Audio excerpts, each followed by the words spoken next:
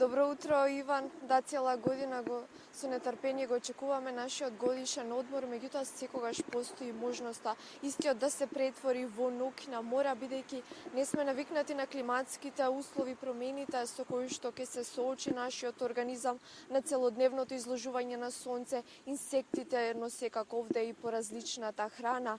Без што не смееме да отидеме на летен одмор, токму на оваа тема ќе не подготви мојот денешен соговорник, магистарот по фармација Филип Ачковски.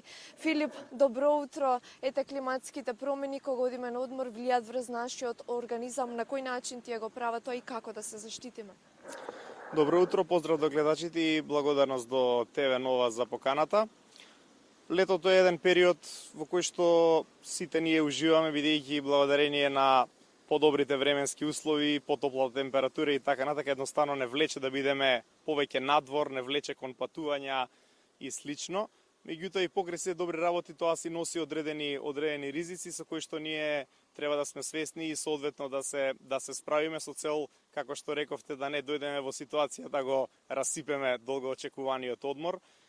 Она што е најголем ризик во летниот период секако е храната, односно начинот на чување на храната. Изразито е важно да внимаваме да се чува во фрижидер или пак на соодветна температура, за да бидејќи е многу поподложно на расипување, а со сето тоа произлегуваат големи ризици од труење, стомачни вируси кои што се поактивни во овој период и така натака.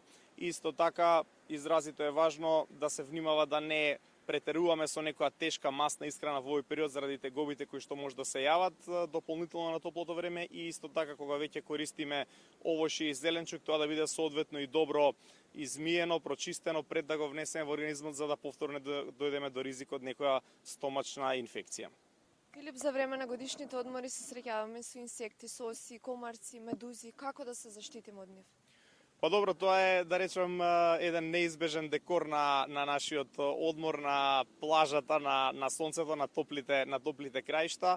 Во секој случај, стандардно, поготово за малите членови, особено е важно да ги заштитиме со соодветни средства против инсекти, дали се во форма на гелови, спреови, алки или пак за самата просторија, секако при тоа да внимаваме да станува збор за природни производи кои нема да му наштетат на нашиот организам, а од друга страна, ако веќе дојде до некој убод од овие инсекти, постоја средства кои што препорачувам секоја фамилија да ги носи со себе на одмор, со цел да ги ублажат болките или јадежот, сврбеж кој што може да се случи како резултат од тие убоди, за да што полесно го пребродиме овој момент.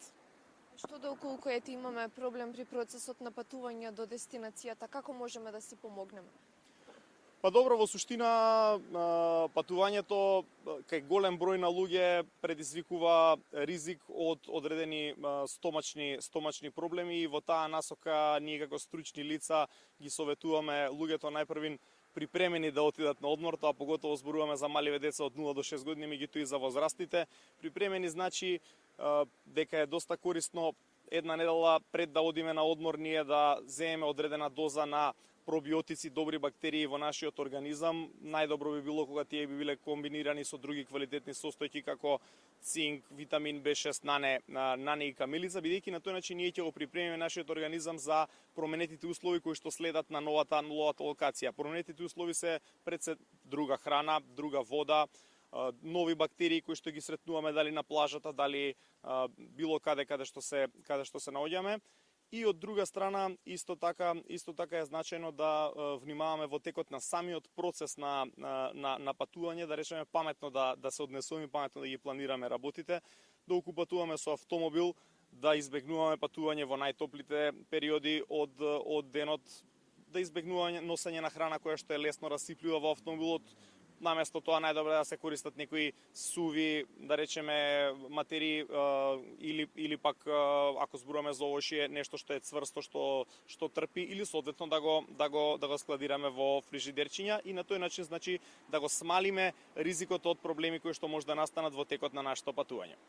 Филип, за крај да сумираме, што се треба да содржи нашата патна аптека кога се подготвуваме да заминеме на годишен одмор?